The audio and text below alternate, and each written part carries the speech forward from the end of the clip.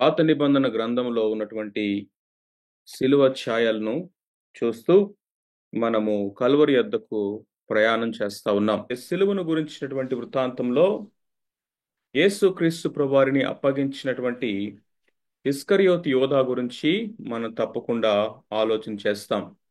అయితే ఇస్కరియోతు యూదా ఎలాగైతే యేసుక్రీస్తు ప్రభువారిని అప్పగించారో పాత నిబంధన గ్రంథంలో ఇస్కరియోతు యూదాకి సాదృశ్య రూపకంగా ఉన్నటువంటి ఛాయారూపకంగా ఉన్నటువంటి ఒక సందర్భాన్ని ఈరోజు మనము ధ్యానం చేసుకుందాం. బైబిల్ గ్రంథంలో భక్తుడైనటువంటి దావీదు యేసుక్రీస్తు ప్రభువారికి సాదృశ్య రూపకంగా ఒక టైప్ గా ఉన్నాడు అనేది మనము చూసాం. అయితే యేసుక్రీస్తు ప్రభువారికి సాదృశ్య రూపకంగా పాత నిబంధనలో కనిపిస్తున్నటువంటి భక్తుడైనటువంటి దావీదు ఆయన యొక్క జీవితంలో ఎన్నో శ్రమల గుండా వెళ్ళాడు. ఆయన జీవితంలో కూడా సిలువ అనుభవం అనేది అంటే సఫరింగ్, లేకపోతే షేమ్, బిట్రయల్, ఇవన్నీ కూడా ఉన్నాయి. సో దావీదు భక్తుడి యొక్క జీవితంలో ఆయన ఎదుర్కొన్నటువంటి సఫరింగ్, అందులో ఇస్కరియోతు యోధా పాత్ర పోషించినటువంటి అహితోపేలు అనేటటువంటి వ్యక్తి గురించి ఈరోజు మనం ఆలోచించేద్దాం. Yes, betrayal is one of the most painful experience in life. ఎందుకంటే మనం ఎవరినైతే నమ్ముతామో, ఎవరినైతే మనము ప్రేమిస్తామో, మనలో ఒకటిగా ఉండి మనతో ఉండి నమ్మించి నమ్మక ద్రోహం చేయటం అనేది ఎంతో హృదయ విదారకమైనటువంటి బాధనిస్తుంది. హృదయం ఒక్కసారిగా పగిలిపోతుంది. నేను ఎవరినైతే నమ్మానో, ఎవరి మీదైతే ఆధారపడ్డానో వారే నన్ను మోసం చేశారని ఎంతగానో బాధపడతాం. దావీదు యొక్క జీవితంలో కూడా ఆ విధమైనటువంటి తను ఎంతగానో నమ్మి తన మంత్రిగా ఉండి తన యొక్క కౌన్సిల్లో ఉండి ట్రస్టెడ్ పర్సన్ గా ఉన్నటువంటి అహితోపేలు ఆయన్ని బిట్రే చేయటం అనేది బైబిల్ మనకు సాక్ష్యం ఇస్తా ఉంది. ఎస్, యేసుక్రీస్తు ప్రభువారిని ఎలాగైతే ఇస్కరియోతు యూదా ఆయన ముద్దు పెట్టి మరి 30 వెండి నాణాలకు ఆయన్ని అమ్మివేశాడో, మోసం చేసి ఆయన ఒక బిట్రయర్ గా మిగిలిపోయాడో భక్తుడైనటువంటి దావీదు యొక్క జీవితంలో కూడా మనం చూస్తాం. అయితే ఈ రెండు యొక్క మోసాలు ఏవైతే బిట్రయల్స్ ఉన్నాయో వీటిలో దేవుని యొక్క అద్భుతమైనటువంటి ప్రణాళిక, దేవుని యొక్క సార్వభౌమాధికార చిత్తములో ఈ యొక్క మోసములో కూడా, ఈ విధమైనటువంటి ఈవిల్లో కూడా, దుష్టత్వంలో కూడా దేవుడు తన అద్భుతమైనటువంటి ప్రణాళికను నెరవేర్చుకోవటం అనేది మనం చూస్తాం.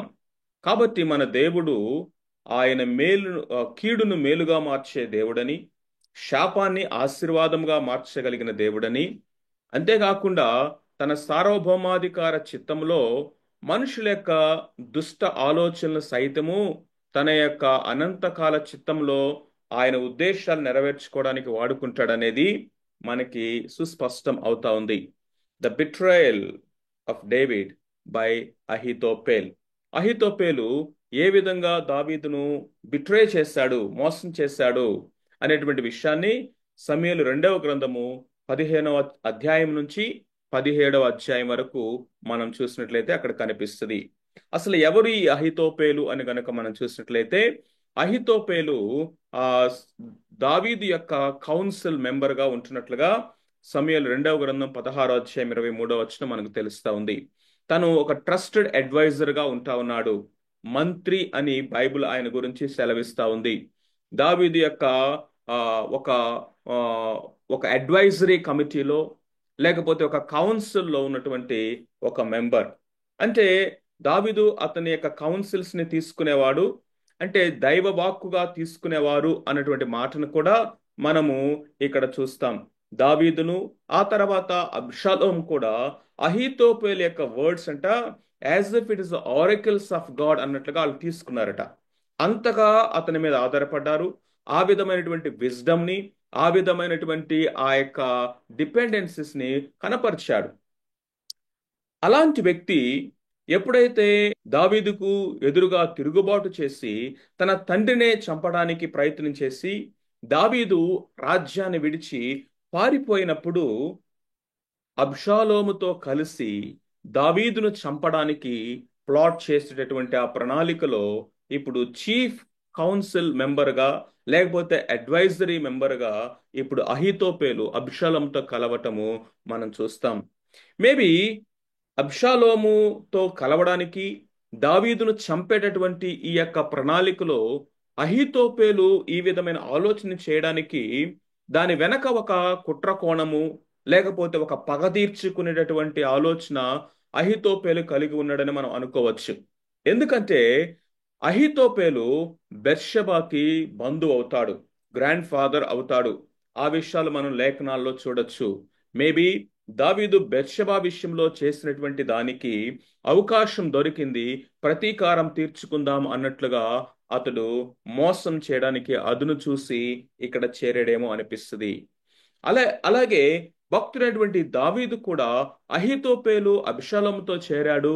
తనను చంపడానికి అతడు పన్నాగాల్ని ఆలోచనలను అబ్షాలోముకి చెప్తా ఉన్నాడు అన్న విషయం దావీదుకు తెలిసినప్పుడు ఆ యొక్క బిట్రయల్ని చాలా చాలా చాలా పర్సనల్ గా చాలా డీప్ వూండ్ అయినట్టుగా ఆయన ఎక్స్ప్రెస్ చేయటం మనం చూస్తాం.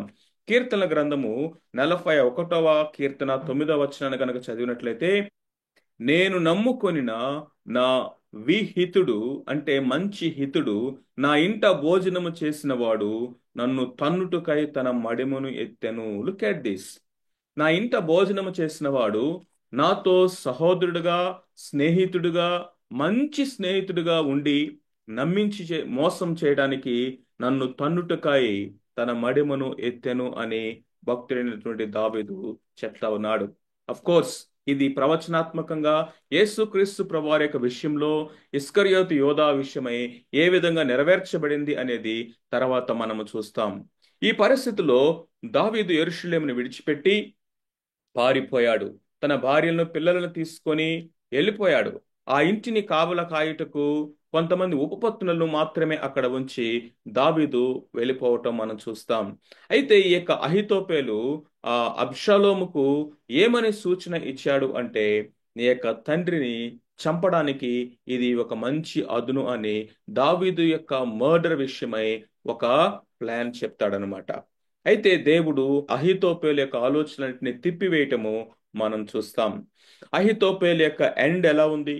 ఎప్పుడైతే అహీతోపేలు ఈ విధమైనటువంటి సూచన చెప్పాడో వెంటనే అబ్షాలోము హూషాయ్ అనేటువంటి ఇంకొక వ్యక్తిని పిలిచి, ఇప్పుడు అహీతోపేలు చెప్పినటువంటి యొక్క ఆలోచన సరైనదేనా, దాని ప్రకారం మనము వెళ్దామా అంటే అప్పుడు హూషాయ్ అనేటువంటి ఆయన చెప్తాడు, ఇదిగో మీ తండ్రి పిల్లలను పోగొట్టుకుని ఎలుకబంటిలాగా అడవిలో ఉన్నాడు.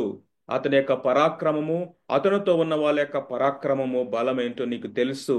కాబట్టి అహీతోపేలు చెప్పిన ఆలోచన గుడ్డిగా ఫాలో అవ్వద్దు అని అతడు వేరొక ఆలోచన చెప్పడం జరుగుతుంది అనమాట. ఆ ఆలోచన అబ్షాలోముకి మిగిలిన వారందరికీ కూడా అది సరైనదిగా ఉండడాన్ని బట్టి హూషై చెప్పినటువంటి ఆలోచన ప్రకారం వాళ్ళు చేస్తారు.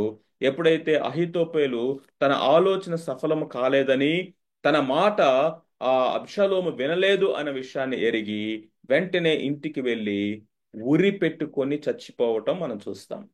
ద ఎండ్ ఆఫ్ అహీతోపేల్ అంటే వెళ్ళి ఉరి పెట్టుకొని చచ్చిపోయాడు.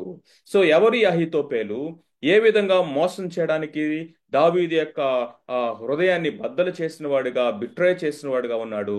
ఆ తర్వాత దేవుడు ఎప్పుడైతే అహీతోపేలు యొక్క ఆలోచన మొత్తాన్ని తిప్పివేసి దాన్ని చెదరకొట్టేశాడో, తన ఆ అద్భుతమైనటువంటి సావరిన్ పవర్ లో వాడు అల్టిమేట్ గా వెళ్ళి ఉరి పెట్టుకొని చచ్చిపోవటం మనం చూస్తాము.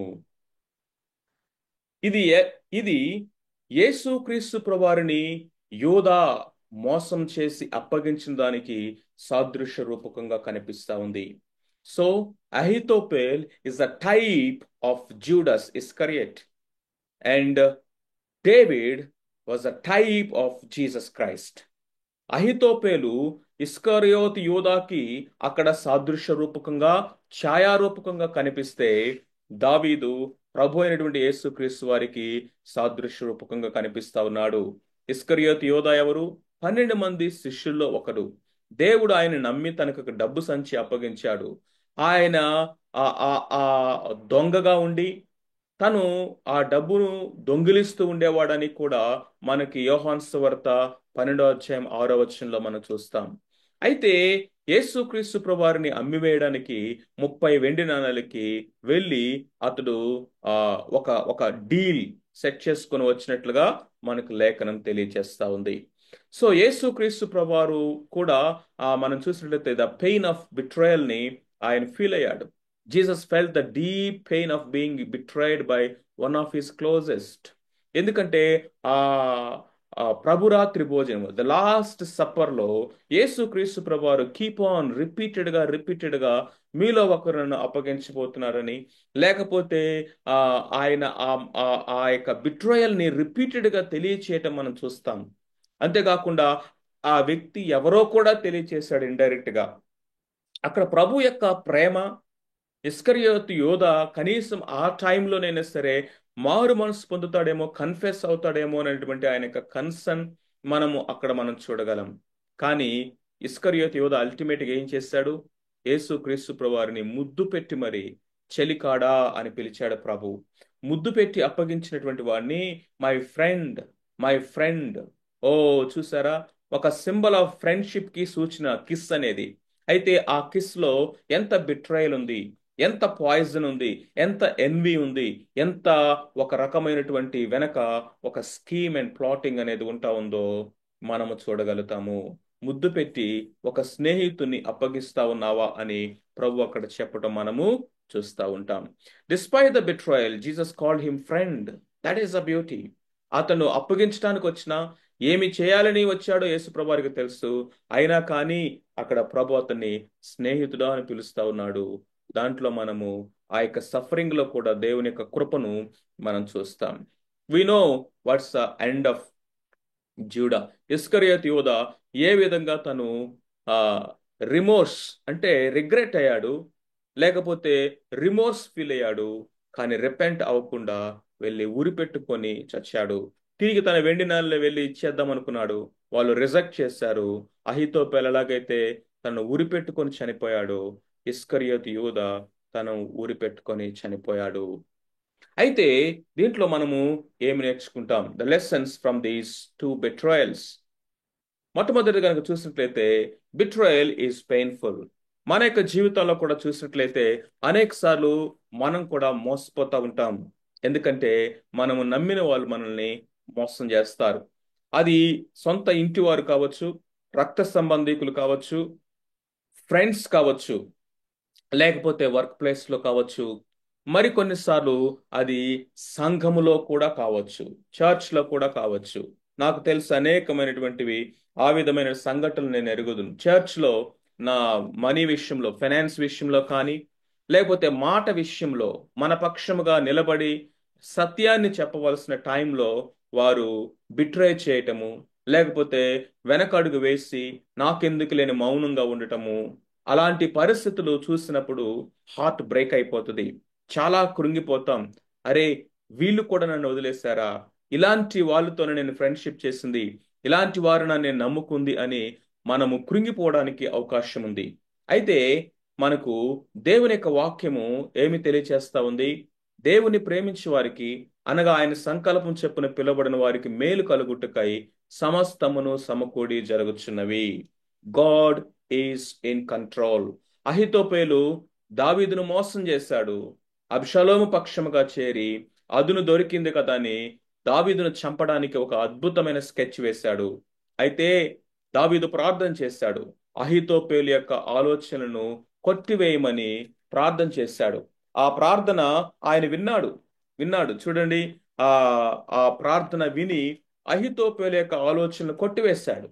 అంటే మనకి ఏం అర్థమవుతుంది? God is in control. దేవుడు సమస్తమును చూస్తున్నాడు. ఆయన సమస్తము తన ఆధీనములో ఉంచుకున్నాడు. కాబట్టి మనము డిస్కరేజ్ అయిపోవాల్సిన అవసరం, మనుషులను బట్టి మనము డిప్రెస్ అయిపోవాల్సిన అవసరం లేదు. అంతేకాకుండా దేవునికి దూరం అయిపోవాల్సిన అవసరంలా. చాలా సార్లు దుష్టుడైనటువంటి అపవాది దీన్ని అదునుగా చేసుకొని మనుషులంతా ఇంతే, ఎవరిని నమ్మొద్దు, ఎవరి మీద ఆధారపడొద్దు, ఇంక నువ్వు మందిరానికి వెళ్ళటం ఎందుకు, ఫెలోషిప్కి వెళ్ళటం ఎందుకు, లేకపోతే వాళ్ళందరూ నిన్ను మోసమే చేస్తారు అని మనలో ఒక తెలియనటువంటి రిసెంట్మెంట్ ని, ఆ బిట్టర్నెస్ ని వాడు పెట్టి మనల్ని దేవునికి సహవాసానికి దూరం చేసే అవకాశం ఉంది. సో కాబట్టి betrayal is painful, but God is in control. రెండవది, unforgiveness and bitterness leads to destruction. ఒకవేళ మన యొక్క హృదయంలో కనుక మనం ఇతరుని క్షమించలేనటువంటి ఆ యొక్క ఆలోచన కానీ, లేకపోతే ఆ చేదైనటువంటి అనుభవాలు గనక హృదయంలో పెట్టుకుని గనక ఉన్నట్లయితే, అది చివరికి మనల్ని ఎక్కడికి తీసుకెళ్తుందంటే మన స్వనాశనానికే తీసుకెళ్తుంది. No matter what others have done to us, వాళ్ళు ఏం చేసినప్పటికీ కూడా మన యొక్క జీవితంలో మనం క్షమించటం అనేది మనం నేర్చుకోవాలి.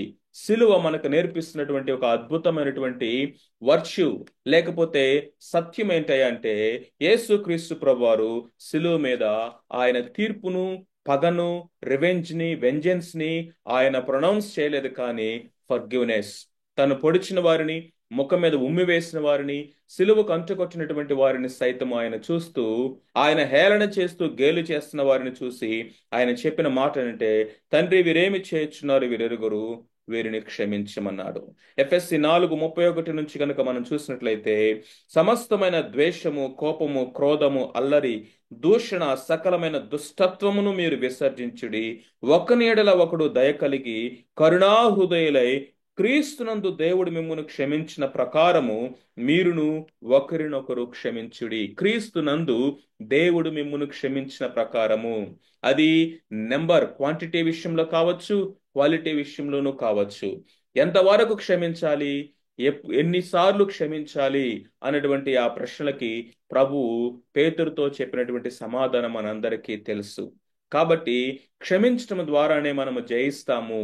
కాబట్టి కీడు చేత మీరు జయించబడవద్దు, కానీ కీడును మేలుతో జయించమని ప్రభు చెప్తున్నాడు రోమా పత్రికలో. మనము కీడుకు ప్రతి కీడు చేసినలా మనము మన స్వనాశనాన్ని తెచ్చుకుంటాం, లోకస్తుల వలె ప్రవర్తించిన వారం అవుతాము.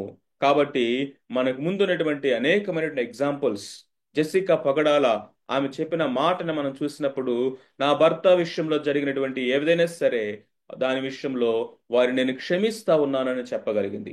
గ్లాడిస్ స్టెయిన్స్ తన యొక్క భర్తను అతి దారుణముగా తన ఇద్దరు పిల్లలను జీపులో పెట్టి పెట్రోల్ పోసి తగలపెట్టిన వారిని నేను క్షమిస్తా ఉన్నానని చెప్పింది.